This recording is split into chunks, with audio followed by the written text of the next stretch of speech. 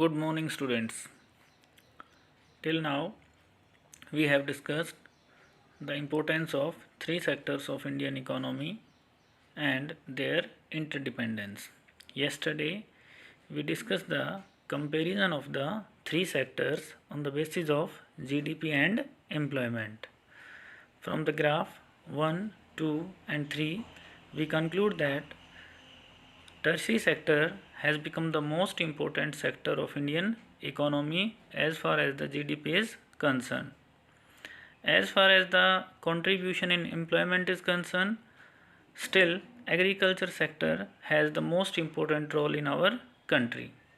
तो बेटा वहाँ से हमने क्या कंक्लूड किया था कि जो हमारा प्राइमरी सेक्टर है वो इनिशियल स्टेज में भी और अब भी क्या है, लार्जेस्ट कंट्रीब्यूटर है किसमें, एम्प्लॉयमेंट में। बट जहाँ तक जीडीपी की बात है, जीडीपी में पहले सबसे लार्जेस्ट कंट्रीब्यूटर कौन सा था, एग्रीकल्चर। बट अब वो जो उसका प्लेस है वो किसने ले लिया है, हमारे टर्शरी सेक्टर ने। तो अब क्वेश्चन ये है कि why this sector has become most important in our economy. ये जो हमारा टर्शरी सेक्टर है ये सबसे इम्पोर्टेंट सेक्टर कैसे बना है, ये क्यों बना है? Because over 30 years between 1973 to 2003 production in the tertiary sector has increased the most and it has emerged as the largest producing sector in India, replacing the primary sector. पिछले 40 और 50 years में क्या हो गया है, जो टर्शरी सेक्टर है वो सबसे लार्जेस्ट कंट्रीब्यूटर बन गया है किसमें, जीडीपी में। ये कैसे बना है, क्यों बना है, let us see. First is provision of basic services. In any country several services such as hospital, educational institution, post office, police station, courts, defense, transport, bank, etc. are required. These can be considered as basic services. In a developing country, the government has to take responsibility for the provision of these services. सबसे पहले हमारा जो point है जो हमें describe करता है कि टर्शरी सेक्टर क्यों इंपॉर्टेंट हुआ है, वो है प्रोविज़न ऑफ बेसिक सर्विसेज। किसी भी कंट्री में अच्छे से जो लाइफस्टाइल होता है उसको जीने के लिए, इसके अलावा जो बहुत सारे लोग होते हैं उनकी जो बेसिक नेसेसिटीज़ हैं उनको फुलफ़िल करने के लिए बहुत सारी बेसिक एमिनिटीज़ की रिक्वायरमेंट होती है, जैसे educational services, health services, post office, police station. तो इनके लिए जो प्रोविज़न होता है वो कहाँ से आता है, टर्शरी सेक्टर से। ठीक है, जैसे मैंने आपको शुरू में डेफिनेशन बताई थी कि टर्शरी सेक्टर में क्या होता है, no manufacturing work is done. इसमें कोई मैन्युफैक्चरिंग वर्क नहीं होता है, इसमें सिर्फ क्या होता है, सर्विसेज प्रोड्यूस होती हैं। तो ये सभी किसके एग्जाम्पल हैं, सर्विसेज के। So due to the growth of these services the tertiary sector has become the most important sector in Indian economy. Second one is development of agriculture and industry. In the last 30 to 40 years, there has been a significant increase in agriculture and industry. अब agriculture industry के लिए क्या होता है, बहुत सारी जो amenities हैं उसकी requirement होती है, banking services है आपकी जो है insurance services हैं. So these are also provided by the tertiary sector. ठीक है, तो हमने अब तक दो पॉइंट किए हैं किसके लिए, टर्शरी सेक्टर की इंपॉर्टेंस के लिए। First is provision of basic services and second one is development of agriculture and industry. Third point is increase in the income level. As income level rise certain section of group or people demanding many more services like eating out, tourism, shopping, private hospitals, private school, etc. You can see this change quite sharply in cities, especially in big cities. बेटा जैसे जैसे हमारी income बढ़ती है, suppose if at present time I am earning 10,000, तो मेरी जो amenities हैं रिक्वायरमेंट है वो इतनी नहीं होगी। But if I earn more than 1 lakh rupees, अगर मेरी इनकम बहुत ही ज़्यादा है, then I will ask for more facilities from the society. लोग क्या करेंगे, जिनकी इनकम ज़्यादा होती है वो बाहर खाना खाने के लिए जाते हैं, उससे क्या क्रिएट होते हैं, रेस्टोरेंट। फिर जो है हमारी जो समर वेकेशन होते हैं, विंटर वेकेशन होते हैं, जिनकी फाइनेंशियल कंडीशन अच्छी होती है वो कहाँ पे जाते हैं, हिल एरिया में, इसके लिए टूरिज़्म के लिए। तो उससे भी क्या होता है, टूरिज़्म जो सेक्टर है वो उसकी ग्रोथ होती है। ऐसे ही जो वेल टू डू पीपल होते हैं they also go for shopping, जो बड़े बड़े शॉपिंग मॉल हैं वो डेवलप हुए हैं, तो वो भी किसके अंडर में आते हैं, टर्शरी सेक्टर। इस तरह से पहले क्या होता था, सिर्फ गवर्नमेंट स्कूल्स में ही या गवर्नमेंट जो हॉस्पिटल्स थे उसमें ही हमारी हेल्थ और एजुकेशनल सर्विसेज अवेलेबल होती थी। बट अब क्या हुआ है, लोगों की इनकम बढ़ी है, so they ask for private hospitals and private schools. So increase in the income is the most important factor which has contributed in the growth of tertiary sector. जैसे जैसे लोगों की इनकम बढ़ती है तो वो सोसाइटी से क्या डिमांड करते हैं, ज़्यादा फैसिलिटी की डिमांड करते हैं। As a result the society has to provide all these facilities. ठीक है, तो हमारा थर्ड पॉइंट क्या हुआ, जो लोगों की इनकम है, जो इनकम बढ़ती है तो उससे लोग क्या करते हैं, ज़्यादा फैसिलिटीज़ को डिमांड करते हैं, और उसने क्या किया है, सिग्निफिकेंटली कंट्रीब्यूट किया है किसकी ग्रोथ में, tertiary sector. Okay, next and last point is introduction of new services. पिछले 50 और 60 ईयर्स में क्या हुआ है, हमारी कंट्री में नई नई जो सर्विसेज हैं वो डेवलप हुई हैं, जैसे इंफॉर्मेशन एंड कम्युनिकेशन टेक्नोलॉजी। इस सेक्टर के डेवलप होने से क्या हुआ है, नई जॉब क्रिएट हुई है, नई जॉब क्रिएट हुई है तो नई सर्विसेज का प्रोडक्शन होता है, तो उसने भी क्या किया है, इसकी इनकम को बढ़ाने में एक इम्पोर्टेंट रोल प्ले किया है। ठीक है, तो पता चला सभी को कि जो टर्शरी सेक्टर है वो मोस्ट इंपॉर्टेंट सेक्टर कैसे बना है। इसको मैं एक बार रिवाइज करवा देता हूँ। सबसे पहले क्या था, प्रोविजन ऑफ बेसिक सर्विसेज। जो बेसिक सर्विसेज हैं वो हर सोसाइटी की रिक्वायरमेंट होती है, तो उससे क्या किया है, ज़्यादा फैसिलिटीज़ हमारी जो सोसाइटी है उसमें इंक्रीज हुई हैं, और उसकी वजह से टर्शरी सेक्टर की ग्रोथ हुई है। दूसरा है था हमारा point, development of industry and agriculture. जो एग्रीकल्चर और इंडस्ट्री के डेवलपमेंट हुई है उसने बहुत सारी चीज़ों के लिए डिमांड क्रिएट की है, जैसे बैंकिंग सर्विसेज हैं, आपकी इंश्योरेंस सर्विसेज हैं, तो इन सब की वजह से भी क्या हुआ है, टर्शरी सेक्टर डेवलप हुआ है। हमारा थर्ड पॉइंट था increase in the income level. जो लोगों की इनकम इंक्रीज हुई है उससे भी क्या हुआ, टर्शरी सेक्टर डेवलप हुआ है। And last and the fourth point was introduction of new services. So this was all about कि why the tertiary sector has become the most important sector of Indian economy. ठीक है, अब हमें ये तो पता चलेगा कि tertiary sector most important sector बना है किसमें, जीडीपी में। लेकिन आपको याद हो ग्राफ 3 से हमने क्या कंक्लूड किया था, ग्राफ 3 से हमने कंक्लूड किया था कि जो प्राइमरी सेक्टर है still it is the most important contributor in the employment. अब एम्प्लॉयमेंट ज़्यादा है, ठीक है, और इनकम कम है, तो इसके पीछे भी क्या होगा, डेफिनेटली कुछ न कुछ रीज़न होगा ना। अब इसी रीज़न को हम क्या करेंगे, हमारे नेक्स्ट स्लाइड में स्टडी करेंगे। Unemployment, what is unemployment. हम ये 9th में भी डिस्कस कर चुके हैं कि unemployment is a condition in which a person is willing to work but he or she does not find any gainful work. Unemployment एक ऐसी कंडीशन है जिसमें कोई भी पर्सन जो काम करने का विलिंग है, जो काम करना चाहता है, बट इवन आफ्टर दैट उसको कोई गेनफुल वर्क नहीं मिलता है। गेनफुल वर्क का मीनिंग क्या है कि उसको डेफिनेटली कुछ न कुछ इनकम होनी चाहिए। बेटा इकोनॉमिक्स में हम जिस चीज़ से हमें कोई इनकम नहीं होती है उसको हम कभी एम्प्लॉयमेंट की कंसिडरेशन में नहीं डाल सकते। तो बेसिकली जिस चीज़ से हमें क्या होती है, कुछ न कुछ इनकम होती है, उसी को हम क्या मानते हैं, एम्प्लॉयमेंट मानते हैं। ठीक है, अब मैंने अनएम्प्लॉयमेंट का टॉपिक क्यों उठाया, थोड़ा सा मैं पिछली जो स्लाइड में मैंने बात कही थी उसी के ऊपर मैं चलता हूँ कि जो हमारा पिछले 50-60 ईयर्स में क्या हुआ है कि एम्प्लॉयमेंट अपॉर्चुनिटीज़ जहाँ तक बात है उसमें सबसे लार्जेस्ट कंट्रीब्यूटर कौन रहा है, हमारा एग्रीकल्चर ही रहा है। यानी मोस्टली पीपल कहाँ पे एम्प्लॉयड हैं, एग्रीकल्चर में। अब हमारी कंट्री की अगर 50% पॉपुलेशन इन्वॉल्व है कहाँ पे, एग्रीकल्चर में, तो ऑटोमेटिकली क्या होना चाहिए, एग्रीकल्चर का सबसे ज़्यादा कंट्रीब्यूशन होना चाहिए किसमें, जीडीपी में। But it is not so, ऐसा बिल्कुल नहीं है। तो definitely there are some reasons behind that. अब किसी काम में क्या है, टोटल सपोज करो एक छोटा सा एग्जांपल लेते हैं, अगर 10 आदमी हैं, 10 में से 5 कहाँ पे एम्प्लॉयड हैं, एग्रीकल्चर में, तो प्रोडक्शन भी सबसे ज़्यादा कहाँ पे होना चाहिए, एग्रीकल्चर में होना चाहिए। लेकिन जो प्रोडक्शन है हमारा वो कहाँ पे हो रहा है, हमारा टर्शरी सेक्टर में। तो इसके पीछे क्या रीज़न है, मैं थोड़ा सा आपको स्टैटिस्टिक्स बताता हूँ। पिछले 40 ईयर्स में जो हमारा मैन्युफैक्चरिंग सेक्टर है इसका प्रोडक्शन 9 टाइम्स इंक्रीज़ हुआ है। कितना टाइम्स, 9 टाइम्स इंक्रीज हुआ है। बट जो इसका प्रोडक्शन है, सॉरी जो प्रोडक्शन है वो 9 टाइम्स इंक्रीज हुआ है, लेकिन जो एम्प्लॉयमेंट अपॉर्चुनिटीज़ हैं वो सिर्फ 3 टाइम्स इंक्रीज हुई हैं। यानी एम्प्लॉयमेंट अपॉर्चुनिटीज़ कम क्रिएट हुई हैं और जो इसका प्रोडक्शन है वो ज़्यादा इंक्रीज हुआ है। ठीक वैसे ही जो हमारा टर्शरी सेक्टर है, इसका जो प्रोडक्शन है वो 14 टाइम्स इंक्रीज हुआ है 1950 से, ठीक है, अब तक। लेकिन जो एम्प्लॉयमेंट अपॉर्चुनिटीज़ हैं वो सिर्फ 5 टाइम्स इंक्रीज हुई हैं। यानी यहाँ पे भी वही प्रॉब्लम है। यानी हम क्या कह सकते हैं कि जो सेकेंडरी और जो टर्शरी सेक्टर है, they have failed to contribute sufficient employment opportunities for our economy. वहाँ पे सफिशिएंट एम्प्लॉयमेंट अपॉर्चुनिटी क्रिएट नहीं हुई है। तो प्रॉब्लम क्या क्रिएट हुई है?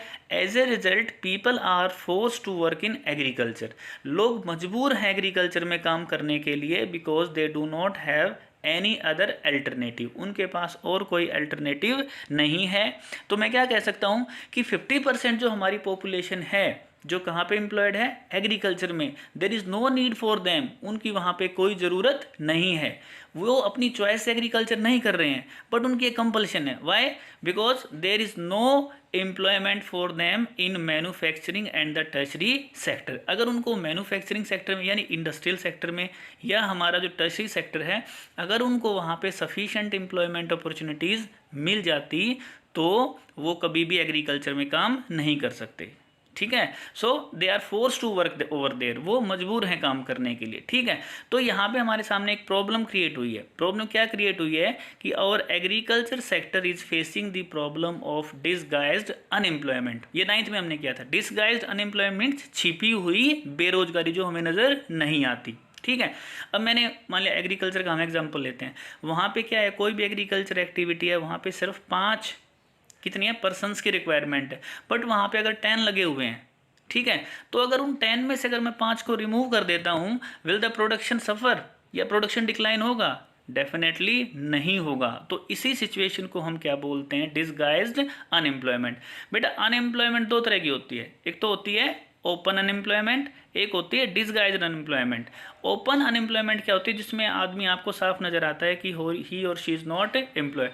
बट जो डिसगाइज्ड अनएम्प्लॉयमेंट होती है उसमें क्या होता है, लोग हमें काम करते हुए नज़र आते हैं but actually they are unemployed, वो पूरी तरह से एम्प्लॉयड नहीं होते हैं, ठीक है। तो यहाँ से प्राइमरी सेकंड टर्शरी सेक्टर से हमारे सामने प्रॉब्लम क्या आई? डिसगाइज्ड अनएम्प्लॉयमेंट की, और वो कहाँ पे? एग्रीकल्चर में। अब हम इसको दूर करने के लिए सॉल्यूशंस की बात करेंगे, यानी how can we create more employment opportunities in primary secondary and tertiary sector. क्योंकि ये है ना हमारी इकोनॉमी के लिए एक बहुत बड़ी प्रॉब्लम है कि जो पर्सन काम कर सकते हैं और हमारी नेशनल इनकम में कंट्रीब्यूट कर सकते हैं, उनको काम नहीं मिलता है, ठीक है। तो our next topic will be how can we create more employment opportunities in the rural area.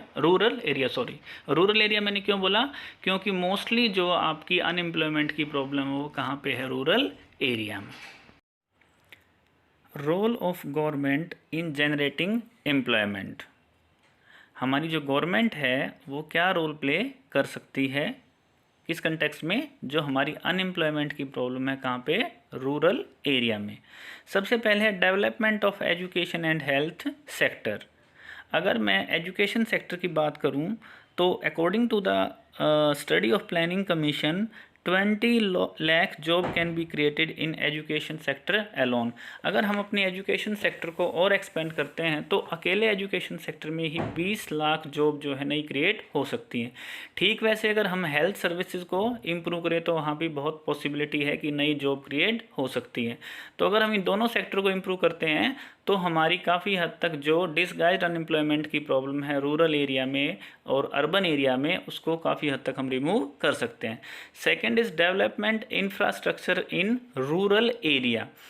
अब हमारे जो फार्मर्स होते हैं they need good infrastructural facilities in order to transport their grains to rural area, they also require money For that banking sector is required. They also need insurance facilities for their crop insurance.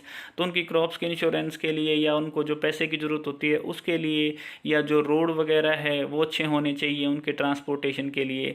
तो अगर उनकी सभी requirement को हम पूरा कर सकते हैं तो हम अपना जो इंफ्रास्ट्रक्चर अगर उसको हम इम्प्रूव करते हैं तो उससे भी हमारी नई जॉब क्रिएट हो सकती हैं। थर्ड पॉइंट हमारा इसी से लिंक है, प्रोवाइड चीप क्रेडिट और लोन। अगर उनको इसी तरह से हम चीप क्रेडिट प्रोवाइड करते हैं या करना चाहते हैं तो उसके लिए हमें क्या करने पड़ेंगे, नए बैंक सेटअप करने पड़ेंगे, ठीक है। और नए बैंक अगर हम सेटअप करते हैं तो उससे भी क्या होगा, हमारी नई एम्प्लॉयमेंट अपॉर्चुनिटीज़ क्रिएट होंगी। Next is develop tourism.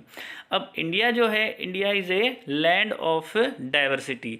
India में हर तरह का क्लाइमेट है, इंडिया में हर तरह के जो फिज़िकल फीचर्स हैं, तो जैसे जहाँ पे फिज़िकल फीचर्स हैं, अगर स्टेट गवर्नमेंट आपके सेंट्रल गवर्नमेंट के कोलैबोरेशन से क्या करती है, टूरिस्ट एरिया को डेवलप करती है, तो उससे भी हमारी नई जॉब क्रिएट हो सकती है, ठीक है। Next is promote industries in urban area as well as rural area. अभी मोस्टली जो हमारे प्राइवेट इंडस्ट्रियलिस्ट होते हैं, where do they set up their industry, they set up their industries in those areas which are economically advanced, जहाँ पे already सारी facilities हैं। लेकिन अगर हमारी गवर्नमेंट अपनी तरफ से क्या करती है, कंट्रीब्यूट करती है, कहाँ पे, जो अर्बन और रूरल एरिया ऐसे हैं जो इकोनॉमिक बैकवर्ड हैं, वहाँ पे वो इंडस्ट्री सेटअप करते हैं, तो वहाँ पे भी नई एम्प्लॉयमेंट अपॉर्चुनिटीज़ क्रिएट हो सकती हैं और काफ़ी हद तक अनएम्प्लॉयमेंट की प्रॉब्लम सॉर्ट आउट हो सकती है। Next and last is launching project like NREGA.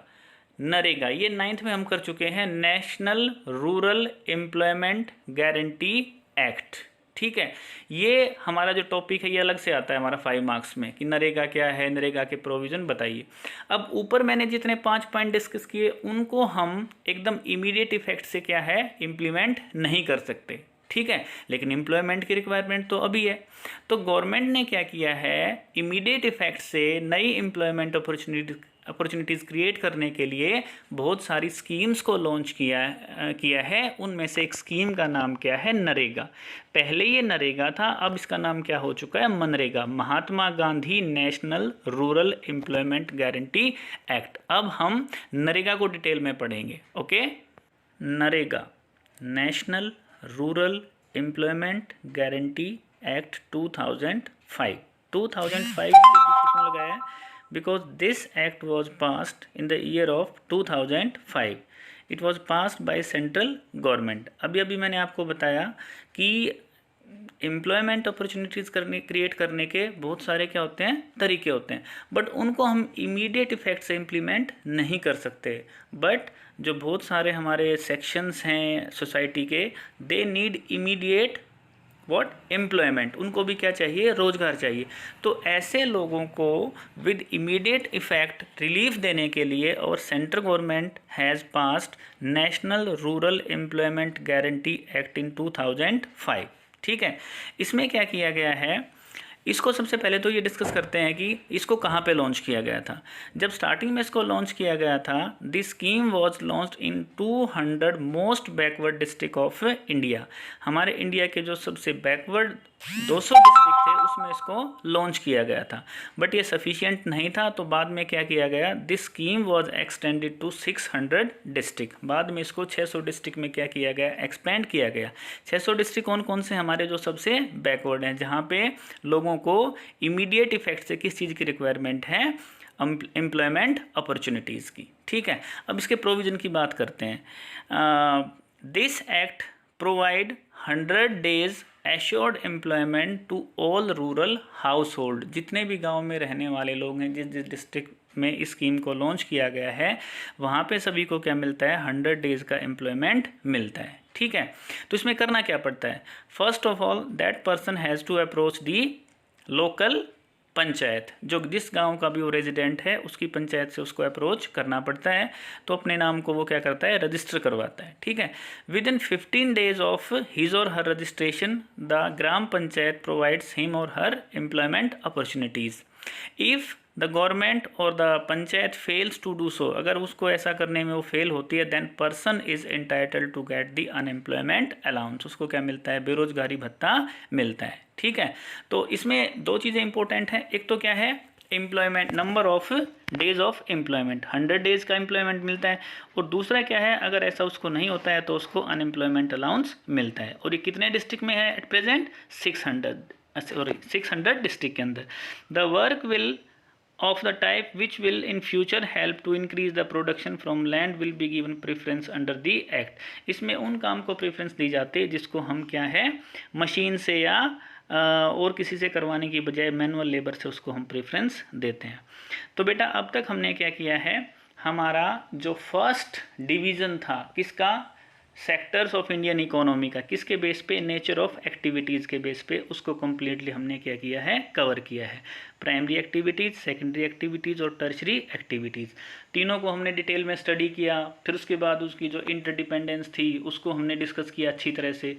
फिर उनको हमने कंपेयर किया जीडीपी और एम्प्लॉयमेंट के बेस पे। वहाँ से हमने क्या कंक्लूड किया कि जो हमारा प्राइमरी सेक्टर है वो डिस्गाइज्ड अनएम्प्लॉयमेंट को फेस कर रहा है, उसमें छिपी हुई बेरोजगारी, उसमें 50% पॉपुलेशन की रिक्वायरमेंट नहीं है। उससे अगर हम 20-30% पॉपुलेशन को रिमूव करेंगे और उसको हम हमारा इंडस्ट्रियल सेक्टर या जो हमारा टर्शरी सेक्टर है अगर उसमें हम उसको एम्प्लॉयड करेंगे तो वहाँ से हमें इनकम ज़्यादा मिलेगी। ठीक है, तो इसके लिए एक हमारे सामने एक प्रॉब्लम आई कि उन लोगों को हम एम्प्लॉयमेंट अपॉर्चुनिटीज़ कैसे प्रोवाइड करें। क्यों? क्योंकि प्रॉब्लम है जो मैन्युफैक्चरिंग सेक्टर है वो पूरी तरह से डेवलप नहीं हुआ है, वहाँ पे प्रोडक्शन 9 टाइम्स इंक्रीज़ हुआ, लेकिन एम्प्लॉयमेंट अपॉर्चुनिटीज़ सिर्फ कितनी इंक्रीज़ हुई, हमारी 3 times. The same is true with the tertiary sector, वहाँ पे 14 टाइम्स प्रोडक्शन इंक्रीज़ हुआ, लेकिन एम्प्लॉयमेंट अपॉर्चुनिटीज़ सिर्फ कितनी इंक्रीज़ हुई हैं, ओनली बाई 5 टाइम्स। तो वहाँ पे भी एम्प्लॉयमेंट नहीं है। तो इसके लिए हमें क्या करना पड़ेगा, we will have to find the other ways to create employment opportunities. और उसके लिए गवर्नमेंट ने क्या किया है, इमीडिएट इफेक्ट से कुछ स्कीम्स को लॉन्च किया है। उसी में से एक इम्पोर्टेंट स्कीम को हमने स्टडी किया and what was the name of that scheme, NREGA. उस स्कीम का नाम क्या है, नरेगा। ठीक है, तो हमारे हर सेक्टर में क्या आएंगी, कुछ प्रॉब्लम्स आएंगे, उनके सॉल्यूशन है। यहाँ पे प्रॉब्लम क्या आई, डिस्गाइज्ड अनएम्प्लॉयमेंट की प्रॉब्लम आई या अनएम्प्लॉयमेंट की प्रॉब्लम आई, उसको हमने कैसे दूर किया, नई एम्प्लॉयमेंट अपॉर्चुनिटीज़ क्रिएट करके। अब हमारा जो नेक्स्ट वीडियो आएगा उसमें हम हमारी इकोनॉमिक एक्टिविटीज़ को और कैरेक्टरिस्टिक्स के बेस पे क्या करेंगे, डिवाइड करेंगे। ठीक है, तो उस डिवीज़न में क्या करेंगे, हम एम्प्लॉयमेंट कंडीशंस को कंसीडर करेंगे, ऑर्गेनाइज्ड एंड अनऑर्गेनाइज्ड। जैसे भी हमने 3 सेक्टर में डिवाइड किया था ना इंडियन इकोनॉमी को, अब हम क्या करेंगे, 2 सेक्टर में डिवाइड करेंगे। किसके बेस पे, काम करने की कंडीशन के बेस पे। कहीं पे काम करने की कंडीशन अच्छी होती हैं, कहीं पे बुरी होती हैं। तो वहाँ पे भी क्या होगा, जहाँ पे वर्किंग कंडीशंस प्रॉपर नहीं होंगी वहाँ पे डेफिनेटली क्या होंगे, जो वर्कर्स हैं या जो पीपल एम्प्लॉयड हैं उनके साथ किसी न किसी तरह का क्या होगा, एक्सप्लॉयटेशन होगा। ठीक है, तो उनको हम कैसे क्या करेंगे, उस एक्सप्लॉयटेशन से बाहर निकालेंगे, यानी कैसे उनको एक्सप्लॉयटेशन से रोकने के लिए गवर्नमेंट हमारी इंपॉर्टेंट रोल प्ले कर सकती है। Okay, so this is for all today. कल से हम क्या करेंगे, ऑर्गेनाइज्ड एंड अनऑर्गेनाइज्ड सेक्टर। ठीक है, thank you, have a nice day.